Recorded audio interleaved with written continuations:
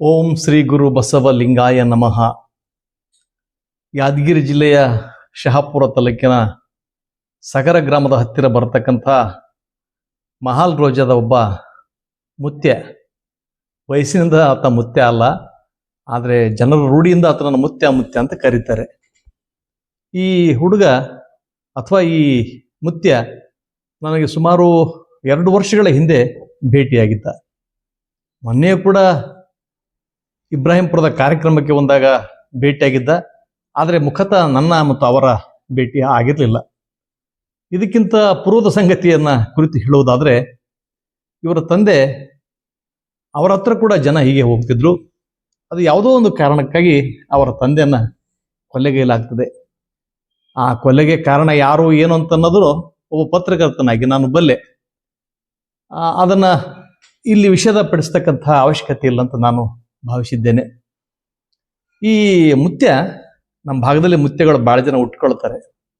ಯಾಕೆ ಹುಟ್ಟಿಕೊಳ್ತಾರೆ ಅಂದ್ರೆ, ಅಜ್ಞಾನ ಎಲ್ಲಿರ್ತದೋ ಸಹಜವಾಗಿ ಇಂಥವರ ಸಂತತಿ ಬೆಳೀತಾ ಬೆಳೀತಾ ಬೆಳೀತಾ ಹೋಗ್ತದೆ.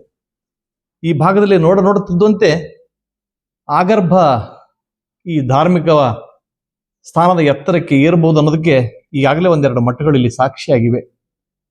ಆ ಮಠಗಳಲ್ಲಿ ಏನೂ ಚಮತ್ಕಾರ ಇಲ್ಲ, ಆದರೆ ಅವರ ನಡತೆ, ಅವರ ಮಾತು, ಅವರ ವರ್ತನೆ, ಅವರ ಬಟ್ಟೆ ಬರಿಗಳು ಇವೇನದವಲ್ಲ, ಇವು ಜನರನ್ನ ಅಟ್ರಾಕ್ಷನ್ ಮಾಡ್ತವೆ. ಇದನ್ನ ಬಹುಶಃ ಈ ಎಳೆನಿಟ್ಕೊಂಡು ಈ ಮಲ್ಲಿಕಾರ್ಜುನ ಈ ರೀತಿ ವಿಚಿತ್ರ ರೀತಿಯ ಮ್ಯಾನರಿಸಮ್ಗೆ ಒಳಗಾದನೇನೋ ಅಂತ ನನಗೆ ಒಂಥರ ಭಾಸ ಆಗ್ತದೆ. ಜನವು ಕೂಡ ಅಷ್ಟೇ, ಯಾವುದು ಏನು ಎತ್ತ ಅಂತ ಆಲೋಚನೆ ಮಾಡೋದೇ ಇಲ್ಲ. ಜನ ಮರಳೋ ಜಾತ್ರೆ ಮರಳೋ ಅಂತ ಅನ್ನುವಾಗೆ ಒಬ್ರು ಯಾರೋ ಆ ಕಡೆ ಹೋದಂದ್ರೆ ಇನ್ನೊಬ್ರು ಆ ಕಡೆ ಹೋಗೋದು. ಎತ್ತು ಈತಂದ್ರೆ ಕೊಟ್ಟಿಗೆ ಕಟ್ಟು ಕರುವನಂತ ಅನ್ನುವಂಥ ವಿವೇಚನೆ ಇರತಕ್ಕಂಥ ಜನಗಳು. ಇದು ಶರಣರ ನಿಜ. ಇಲ್ಲಿ ಶರಣರ ವಿಚಾರಧಾರೆ 7 ಹೆಸರಿಲ್ಲದಂತೆ ಮಾಯವಾಗಿದೆ. ಇಲ್ಲಿ ಅಂಬಿಗರ ಚೌಡಯ್ಯನ ಬಗ್ಗೆ ಪ್ರೀತಿ ಇದೆ, ಒಲವಿದೆ, ಅಭಿಮಾನ ಇದೆ, ಗೌರವ ಇದೆ. ಆದರೆ ಅಂಬಿಗರ ಚೌಡಯ್ಯನವರ ಯಾವ ವಚನ ಕೂಡ ಈ ಭಾಗದ ಬಹುತೇಕ ಜನಗಳಿಗೆ ಗೊತ್ತಿಲ್ಲ. ಗೊತ್ತಿದ್ದ ಅಷ್ಟಿಷ್ಟು ಜನಗಳು ಅಂಬಿಗರ ಚೌಡಯ್ಯನವರನ್ನ ಒಂದು ಜನಾಂಗದ ಗುರುತಾಗಿ ನೋಡಿದ್ದಾರೆ ಹೊರತು ಅವರ ವಿಚಾರಧಾರೆಯನ್ನ ಅವರು ಪ್ರಭಾವಿಸಿಕೊಂಡು ಆ ವಿಚಾರದ ಧಾರೆಯಂತೆ ನಡಲಿಕ್ಕೆ ಯಾರೂ ತಯಾರಿಲ್ಲ. ಚೌಡಯ್ಯನ ಬಗ್ಗೆ ಗೌರವ ಪ್ರೀತಿ ಇರುವಂಥ ಬಹಳಷ್ಟು ಜನಗಳು ಸಹಿತ ಆತನ ತತ್ವ, ಚಿಂತನೆ, ಆಚಾರಗಳನ್ನ ತಮ್ಮ ಜೊತೆಗೆ ತೆಗೆದುಕೊಂಡು ಹೋಗ್ಲಿಕ್ಕೆ ಸಿದ್ಧರಿಲ್ಲ. ಅದಕ್ಕೆ ಹಲವಾರು ಕಾರಣಗಳಿವೆ ಮತ್ತು ಬೇರೆ. ಈ ಮುತ್ಯ ನನಗೆ 2 ವರ್ಷ ಹಿಂದೆ ಇಬ್ರಾಹಿಂಪುರದ ಒಂದು ಜಾತ್ರೆಯಲ್ಲಿ ಕೂಡುವ ಒಂದು ಪ್ರಸಂಗ ಬಂತು, 2-3 ವರ್ಷಗಳ ಹಿಂದೆ.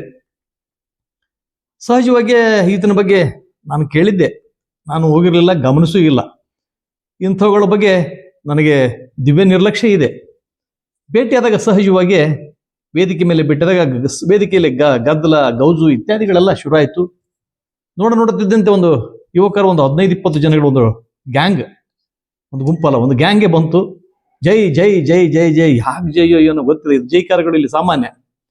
ನನಗೂ ಕೂಡ ಜೈ ಹೊಡೆದ್ರೆ ಜೈ ಹೊಡಿತಕ್ಕಂಥ ಜನಗಳು ಕೂಡ ಇಲ್ಲಿ ಇದ್ದಾರೆ. ಜೈ ಹೊಡೆದ್ರು. ಇತ್ತ ವೇದಿಕೆ ಮೇಲೆ ಬಂದಾಗ ನಾನು ನೋಡಿದ್ರೆ ಈ ಕಾಲರ್ಗಳು 2 ಹಿಂಗೆ ಮೇಲ್ಗಡೆ ಇದ್ವು. ಸೊಂಟಕ್ಕೆ ಒಂದು ಸಂಪತ್ತಿಗೆ ಸವಾಲಲ್ಲಿ ರಾಜ್ಕುಮಾರ್ ಕಟ್ಕೊಳ್ತಾನ ಆ ರೀತಿ ಒಂದು ಟವಲನ್ನು ಕಟ್ಕೊಂಡಿದ್ರು. ಖಡಕ್ ಆದಂಥ ಒಂದು ಧೋತಿ, ಶರ್ಟು ಎಲ್ಲ ಇತ್ತು. ಹಣಿ ಮೇಲೆ ನಾವು ಕುಂಕುಮ, ಸರಿ ಅವ್ರೇನೋ ಧರಿಸಿಕೊಳ್ಳಿ, ಅದರ ಮತ್ತು ಬೇರೆ ಅದು. ಬಂದಾಗ ಸಹಜವಾಗಿ ನಮ್ಮ ಶಾಸಕ ದ್ವಯರಿದ್ರು ಅಲ್ಲಿ. ಅವರು ಕುರ್ಚಿಯಲ್ಲಿ ಇವ್ರು ಕೂತಾಗ ಬಾಜು ಕೊಡ್ಲಿಕ್ಕೆ ಹಿಂದೆ ಮುಂದೆ ನೋಡಿದಾಗ ಕೂತ್ಕೊಳ್ರಿ ಅಂತ ನಾನು ಸನ್ನೆ ಮಾಡಿದೆ. ನನ್ನ ಕಡೆಯಿಂದ ಆಗಲ್ಲದು, ಯಾಕಂದ್ರೆ ಮುತ್ಯರ ಪಕ್ಕದಲ್ಲಿ ನಾನು ಕೂಡ್ಲಾ ಅಂತ ಆಶ್ಚರ್ಯ ವ್ಯಕ್ತಪಡಿಸಿದ. ಇವರು ಭಕ್ತಿ, ಇದು ಮೌಢ್ಯದ ಭಕ್ತಿ ಅನ್ನೋದಕ್ಕಿಂತಲೂ ವಂಚನೆ ಭಕ್ತಿ ಅಂತ ಅನಿಸ್ತು. ಯಾಕಂದ್ರೆ ಈ ಮುತ್ಯ ಯಾವ ಜನಾಂಗವನ್ನು ಪ್ರತಿನಿಧಿಸಿದನೋ ಈತನಿಗೆ ಸೊಪ್ಪು ಹಾಕುವ ಮೂಲಕ, ಈತನಿಗೆ ಮರ್ಯಾದೆಯನ್ನು ಕೊಡುವ ಮೂಲಕ ತಾವು ಮುಂದೆ ಆ ಜನಾಂಗದ ಓಟ್ಗಳನ್ನು ಪಡಲಿಕ್ಕೆ ಇವರು ವಂಚಾಕಿದ್ದು ಅಂತ ಅನ್ನೋದು ನನಗೆ ಸ್ಪಷ್ಟ ಆಯಿತು. ಆಗ ನಾನೇ ಇವ್ರ ಪಕ್ಕದಲ್ಲಿ ಕುಳಿತು ಅಕ್ಷರಶಃ ಇವ್ರ ಭುಜ ತಟ್ಟಿ ಯಾವೂರಿನಿಂದ ಅಂತ ಕೇಳಿದೆ. ಆತನಿಗೆ ಗಾಬರಿ. ಯಾವೂರಿನಿಂದ ಅಂತ ಕೇಳೋರದರಲ್ಲ ಇಲ್ಲಿ.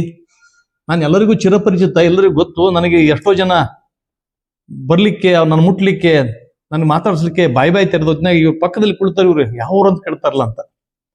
ನನ್ನ ಇನ್ನೊಬ್ಬರ ಪಕ್ಕದಲ್ಲಿ ನಮ್ಮ ಸಿದ್ದಬಸವ ಕಬೀರ್ ಸ್ವಾಮಿಗಳಿದ್ರು ಮತ್ತು ಗುರುಮಿಟ್ಕಲ್ನ ಶಾಂತಿವೀರ ಸ್ವಾಮಿಗಳು ಇದ್ರು. ನನ್ನನ್ನು ಗಮನಿಸ್ತಿದ್ರು ಅವರು. ಯಾವರು ನಿಂದು ಅಂತ ಕೇಳಿದಾಗ ಸಹಜವಾಗಿ ಹಿಂಗ ಸರ್ ಸಾಗರ್ ಅಂತ ಬರ್ತೀವಿ, ಸಾಗರ್ ಹತ್ರ ನನ್ನ ರೋಜಾ ಅಂತ ಸಾಗರ ಅಲ್ಲಿ ಬರ್ತದೆ ಸರ್, ಅಲ್ಲಿ ನಂದು. ಏನು ಮಾಡ್ತೀವಿ ಕೆಲಸ ಅಂತ ಕೇಳಿದೆ. ಏನು ಮಾಡ್ತಾರೆ ಕೆಲಸ ಪಾಪ ಹೇಳಲಿಕ್ಕೆ ಅತ್ತಗ ತಡವರಿಸಿದ. ಕೆಲಸನೇ ಮಾಡೋದಿಲ್ಲ, ಮಾಡ್ತಾರೆ, ಏನು ಮಾಡ್ತಾರೆ ಅಂತ ಕೇಳಿದಾಗ ಏನು ನಿನ್ನ ಹೇಳೋಕ್ಕಾಗುತ್ತೆ, ಸಾಧ್ಯ ಇಲ್ಲ, ಸುಮ್ಮನೆ ಆದ ಪಾಪ. ಸಾಲಿ ಎಷ್ಟು ಓದಿದೆ ಅಂತ ಕೇಳಿದೆ ನಾನು. ನನಗೆ ಅದನ್ನು ಅವಮಾನ ಮಾಡೋಕ್ಕನ್ನು ಯಾವ ಉದ್ದೇಶಗಳು ಇರಲಿಲ್ಲ. ಕುತೂಹಲಕ್ಕೆ ಕೇಳಿದೆ. PUCಯಲ್ಲಿ ಎಷ್ಟೋ ಪೇಪರ್ಗಳು ಹೋಗಿದ್ವಂತ ಸಂಗತಿ ಗೊತ್ತಾಯ್ತು. ಹಾಗೆ ಈ ಥರ ವಿಚಿತ್ರ ರೀತಿಯಲ್ಲಿ ವರ್ತನೆ ಮಾಡ್ತೀಯಲ್ಲಪ್ಪ, ಜೈ ಕೂಗರ್ ಅಂತಂದ್ರೆ ಒಂದ್ ಕಡೆ ಕೊಡ್ತಾ ಇಲ್ಲ, ಒಂದ್ ಕಡೆ ನಿಲ್ತಾ ಇಲ್ಲ, ಒಂಥರ ಓಡಾಡ್ತಿರ್ತೀಯ, ಜಂಪ್ ಮಾಡಿ ಬರುತ್ತೆ, ಸ್ಟೆಪ್ ಬೇಕಾದಂಗೆ ಅದಾವ ಇಲ್ಲಿ ಸ್ಟೇಜಿಗೆ, ಜಂಪ್ ಮಾಡಿ ಬರ್ತೀವಿ, ಜಂಪ್ ಮಾಡಿ ಇಳಿತು, ಹಿಂಗ್ಯಾಕೆ ಮಾಡ್ತೀವಿ ಅಂತ ಕೇಳಿದೆ. ಆತ ಪಾಪ ಮುಗ್ಧವಾಗಿ ಅನ್ನೋ ಏನೋ ಗೊತ್ತಿಲ್ಲ, ನಾನು ನೋಡ್ಕತ್ತ, ಇಲ್ಲ ಸರ್ ಇತ್ತೀಚೆಗೆ ಹೀಗೆ ಆಗ್ತಾನೆ ಇದೆ ಅಂತಂದ. ನಾ ಹೇಳಿದೆ ಅವನಿಗೆ, ಇಲ್ಲೇ ಗುಲ್ಬರ್ಗ ಇದೆ, ಶರಣಬಸವೇಶ್ವರ ಗುಡಿ ಇದೆಲ್ಲ, ಗುಡಿ ಪಕ್ಕದಲ್ಲೇ ಡಾಕ್ಟರ್ ಘನಾತಿ ಅಂತ ಒಬ್ಬ ಡಾಕ್ಟರ್ ಇದ್ದಾರೆ, ಅವರು ಮನಃಶಾಸ್ತ್ರಜ್ಞರು, ಅವ್ರನ್ನ ಭೇಟಿಯಾಗಿ ಕೂಡಲೇ ಚಿಕಿತ್ಸೆ ಪಡ್ಕೊಳ್ಳಪ್ಪ ಅಂತ ಹೇಳಿದೆ ನಾನು. ಬಹುಶಃ ನನ್ನನ್ನು ಎಷ್ಟು ಕೇರ್ ಮಾಡಿದೋ ಬಿಟ್ಟನೋ ಗೊತ್ತಿಲ್ಲ. ಬಹುಶಃ ಇದು ಹಂಗೆ ಬೆಳೀತಾ ಹೋಯ್ತು. ಆತ ವಿಚಿತ್ರ ಮ್ಯಾನಿಸಮ್ಗಳ ಮೂಲಕ, ವಿಚಿತ್ರ ಮಾತುಗಳ ಮೂಲಕ ಒಂದೊಮ್ಮೆ ಓಡಿ ಬರೋದು, ಯಾರನ್ನೋ ತಬ್ಬಿಕೊಳ್ಳೋದು, ಅವ್ರು ಬಿಟ್ಟು ಓಡಿ ಬಿಡೋದು, ಕಟ್ಟಿನ ಜಂಪ್ ಮಾಡೋದು, ಇದು ಏನು ನಾಟಕ ಮಾಡ್ತಾರೋ ಸಿನಿಮಾದ ಸ್ಟಂಟ್ಗಳ ನನಗಂತ ಅರ್ಥ ಆಗಲಿಲ್ಲ. ಆದರೆ ಈ ಸ್ಟಂಟ್ಗಳನ್ನ ನಿಜ ಅಂತ ನಂಬಿದಂತಹ ಜನಗಳಿದ್ದಾರೆ ನೋಡಿ, ಆ ಜನಗಳು ಅವ್ರು ತೋರ್ತಕ್ಕಂಥ ಪ್ರೀತಿ, ಅವ್ರು ತೋರ್ತಕ್ಕಂಥ ಆದರ, ಅವ್ರು ತೋರ್ತಕ್ಕಂಥ ಕಾತುರತೆ, ಅವರು ಇವ್ರ ಮೇಲೆ ಇಟ್ಟಿರ್ತಕ್ಕಂಥ ಭಕ್ತಿಗೆ ಬಹುಶಃ ಸಹಜ ಯಾರ ತಲೆ ಆದರೂ ಗಿರ್ರಂತ ತಿರುಗ್ತದೆ. ಬಹುಶಃ ಈ ಮಲ್ಲಿಕಾರ್ಜುನ ಮುತ್ಯನ ಸ್ಥಿತಿಯು ಹಾಗೆ ಆಗಿರ್ಬೋದು. ನನಗೇನೋ ಈ ಪೋಕ್ಸೋ ಕೇಸ್ ಅಡಿಯಲ್ಲಿ ಅವ್ರನ್ನ ಬಂಧಿಸ್ಬೇಕಂತ ಹೇಳ್ತಾ ಇದ್ದಾರಲ್ಲ, ಆ ಮನುಷ್ಯ ಈ ಮಕ್ಕಳ ಮೇಲೆ ಅಂಥ ಅತ್ಯಾಚಾರದಂಥ ಇಂಥ ದೃಷ್ಟಿಕೋನ ಇರ್ಲಿಕ್ಕಿಲ್ಲ. ಆತನಲ್ಲಿ ವಿಚಿತ್ರ ರೀತಿಯ ಮ್ಯಾನರಿಸಮ್ ಇದೆ. ಆ ಮ್ಯಾನರಿಸಮ್ಗೆ ಒಳಗಾಗಿ ಜನ ಹೋಗ್ತಾ ಇದ್ದಾರೆ. ಅದಲ್ಲಿ ಸತ್ಯ ಎಷ್ಟು ಸುಳ್ಳು ಎಷ್ಟು ಅಂತ ಅನ್ನೋದು ಮೇಲ್ನೋಟಿಗೆ ಯಾರಿಗಾದ್ರೂ ಗೊತ್ತಾಗ್ತದೆ. ಆದರೆ ಜನರ ಮೌಢ್ಯತೆಯನ್ನ ಉಪಯೋಗ ಮಾಡಿಕೊಂಡು ಈ ಮನುಷ್ಯ ಬೆಳೀತಾ ಇದ್ದಾನೆ ಅಂತಂದು ಸುಳ್ಳಲ್ಲ. ಇವ್ರ ಸುತ್ತಮುತ್ತ ಒಂದು 10-8 ಜನಗಳ ಯುವಕರ ತಂಡ ಇದೆ. ಸದಾ ಇವರು ಇನ್ಸ್ಟಾಗ್ರಾಮು, ಫೇಸ್ಬುಕ್, ಟ್ವಿಟರ್ ಇವುಗಳನ್ನು ಬಳಸಿ ರೀಲ್ಗಳನ್ನು ಮಾಡೋದು. ಈ ರೀಲಿಗೆ ತಕ್ಕಂಥ ಘಟನೆಗಳನ್ನು, ತಕ್ಕಂಥ ಸಿನಿಮಾದ ಹಾಡುಗಳನ್ನು ಜೋಡಿಸಿಬಿಡೋದು, ಜನರನ್ನ ದಿಶಾಬುಲ್ಗೊಳಿಸೋದು. ಇದೊಂದು ಹೊಸ ಟ್ರೆಂಡ್. ಇದು ಈ ಟ್ರೆಂಡ್ ಮೂಲಕ ಯಾರನ್ನಾದ್ರೂ ಎತ್ತಬಹುದು, ಯಾರನ್ನ ಇಳಿಸಬಹುದು. ಆ ಟ್ರೆಂಡ್ ರಾಜಕಾರಣಿಗಳಿಗಂತೂ ಹೊಕ್ಕಿ ಬಿಟ್ಟಿದೆ ಆಲ್ರೆಡಿ.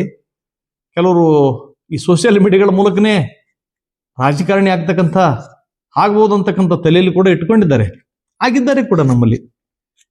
ಆ ಟ್ರೆಂಡ್ ಈಗ ಧಾರ್ಮಿಕತೆಗೆ ಕೂಡ ತಗುಲಿದೆ. ಹೀಗಾಗಿ ಈ ಮಲ್ಲಿಕಾರ್ಜುನ ಮತ್ತೆ ಇವತ್ತು ಪೋಕ್ಸೋದ ಅಡಿಯಲ್ಲಿ ಕೇಸ್ ದಾಖಲಾಗಿ ಒಳಗೊಳಗೆ ಒದ್ದಾಡ್ತಾ ಇದ್ದಾನೆ, ನನಗೆ ಗೊತ್ತು. ಆದರೆ ಈತನನ್ನು ಬೆಂಬಲಿಸ್ತಕ್ಕಂಥ ಕೆಲವರು ನಮ್ಮ ಜನಾಂಗದಲ್ಲಿ, ನಮ್ಮ ಜಾತಿಯಲ್ಲಿ ಅಂತ ಹೇಳ್ತಾ ಇದ್ದಾರಲ್ಲ, ಇದು ಅಷ್ಟು ನನಗೆ ಯಾಕೋ ಸರಿ ಅನಿಸ್ತಾ ಇಲ್ಲ. ಆತ ಆ ಪೋಕ್ಸೋ ಅಡಿಯಲ್ಲಿ ದಾಖಲಿಸುವಂತಹ ತಪ್ಪು ಮಾಡಿಲ್ಲ ಅಂತ ಹೇಳಿದ್ರೆ ಅದನ್ನು ಒಪ್ಪಬಹುದು, ಅದರಲ್ಲಿ ಅನುಮಾನಗಳಿಲ್ಲ. ಮತ್ತು ಈತ ವಿಚಿತ್ರ ರೀತಿ ಮ್ಯಾನೇಜ್ ಮಾಡುವಾಗ ಮಗುವನ್ನ ಹಿಡ್ಕೊಂಡಿದ್ದಾನೆ, ಮೈಮೇಲೆ ಕೂಡಿಸ್ಕೊಳ್ತಾನೋ, ಕೆಲವು ಕೆಳಗ ಕೈಯಲ್ಲಿ ಎತ್ತಿ ಆಡ್ತಾನೆ, ಎಗರಿಸ್ತಾನ, ಇವು ಸತ್ಯ. ಆದರೆ ಇದು ಮುಂದೊಂದು ದಿನ ನನಗೆ ಸಂಕಟವನ್ನು ತಂದೊಡ್ತದೆ ಅಂತಕ್ಕಂಥ ಸಂಗತಿ ಬಹುಶಃ ಈ ಮುತ್ಯನಿಗೆ ಗೊತ್ತಿಲ್ಲದೆ ಇರೋದ್ರಿಂದ ಘಟಿಸಿದಂಥ ಒಂದು ಅಪರಾಧನೇ. ಯಾರದೇ ಮಕ್ಕಳು ಅವ್ರ ತಂದೆ ತಾಯಿಗಳು ಕೊಟ್ಟರು ಕೂಡ, ಅವರ ತಂದೆ ತಾಯಿಗಳು ಒಪ್ಪಿಗೆ ಕೊಟ್ಟರು ಕೂಡ, ಮನುಷ್ಯನಾದವನು, ಮಾನವೀಯತೆ ಬಗ್ಗೆ ಅರಿವಿದ್ದವನು, ಪ್ರಜ್ಞೆ ಇದ್ದವನು ಹೀಗೆ ಎಂದು ರಮಿಸಲಾರ ಈ ರೀತಿ ಒಳಗಡೆ. ಈ ಉತ್ತರ ಕನ್ನಡ ಭಾಗದಲ್ಲಿ ಹೀಗೆ ಮಾಡ್ತಾರಂತ ಹೇಳ್ತಾರೆ, ಯಾರೋ ಪುಣ್ಯಾತ್ಮರು ಹೇಳ್ತಾ ಇದ್ದಾರೆ. ಅದೆಲ್ಲ ಸುಳ್ಳು. ಹಾಗೆ ಮಾಡಲಿಕ್ಕೆ ಸಾಧ್ಯವೂ ಇಲ್ಲ, ಮಾಡಬಾರ್ದು ಕೂಡ. ಸ್ವತಃ ತಂದೆ ತಾಯಿಗಳು ಹೇಳಿದ್ರು ಕೂಡ ಈ ಕೆಲಸವನ್ನ ಯಾವುದೇ ಒಬ್ಬ ಮುತ್ಯ ಮಾಡಬಾರ್ದು ಕೂಡ. ಮುದ್ದು ಮಾಡುವ ಮುಖನೇ ಬೇರೆ, ಆ ವರ್ತನೆಗಳೇ ಬೇರೆ. ಯಾರು ಕೂಡ ಈ ಥರ ಮುದ್ದು ಮಾಡಲಿಕ್ಕೆ ಸಾಧ್ಯ ಇಲ್ಲ. ಈ ಚಾಳಿಯನ್ನ ಈ ಮುತ್ಯ ಈಗಾದರೂ ಬಿಟ್ಟು ತನ್ನ ಜನಗಳಿಗೆ, ತನ್ನಲ್ಲಿ ಬರತಕ್ಕಂಥ ಭಕ್ತಾದಿಗಳಿಗೆ ಒಳ್ಳೆ ನಡೆನುಡಿಗಳನ್ನು ಕಲಿಸ್ತಕ್ಕಂಥ, ಚಿಂತನೆಗಳನ್ನು ಹೇಳಿಕೊಡ್ತಕ್ಕಂಥ ಕೆಲಸ ಮಾಡಬೇಕೆ ವಿನಃ ವಿಚಿತ್ರ ಮ್ಯಾನರಿಸಮ್ ಮೂಲಕ ಜನಗಳನ್ನು ಆಕರ್ಷಣೆ ಮಾಡ್ತೀನಿ ಅಂತ ಅನ್ನೋದು ಇದೊಂದು ದಾಷ್ಟ್ಯ ಆಗ್ತದೆ. ಅದು ಈಗಲೂ ಕೂಡ ಕಾಲ ಮಿಂಚಿಲ್ಲ. ಈ ವಿಚಿತ್ರ ಮ್ಯಾನರಿಸಮ್ನಿಂದ ಹೊರಗಡೆ ಬರಬೇಕಾಗಿದೆ. ಒಳ್ಳೆಯದಕ್ಕೆ ನಾವೆಲ್ಲರೂ ಬೆಂಬಲಿಸಬೇಕು, ಕೆಟ್ಟದ್ದನ್ನ ನಾವೆಲ್ಲರೂ ಖಂಡಿಸಬೇಕಾಗ್ತದೆ. ಅದು ಜಾತಿ, ಜನಾಂಗ ಇತ್ಯಾದಿಗಳ ಪ್ರಶ್ನೆ ಬರೋದೇ ಇಲ್ಲ. ಧರ್ಮ ಅಂತ ಅನ್ನೋದು ಎಲ್ಲರ ಒಳಗಡೆ ಅರಿವನ್ನು ಮೂಡಿಸಬೇಕಂತ ಕೆಲಸ ಮಾಡಬೇಕಾದ ವಿನಃ ಅವರಲ್ಲಿ ಮೊಡ್ಡವನ್ನ ಮೂಡಿಸುವುದು ಅಲ್ಲ ಅಂತ ಹೇಳ್ತಾ, ಇದುವರೆಗೆ ನನ್ನೊಂದಿಗೆ ಬಂದ ನಿಮ್ಮೆಲ್ಲರಿಗೂ ಗೌರವದ ಪ್ರೀತಿಯ ಶರಣು ಶರಣಾರ್ಥಿಗಳು. ನಿಮ್ಮ ವಿಶ್ವಾರಾಧ್ಯ ಸತ್ಯಂಪೇಟೆ.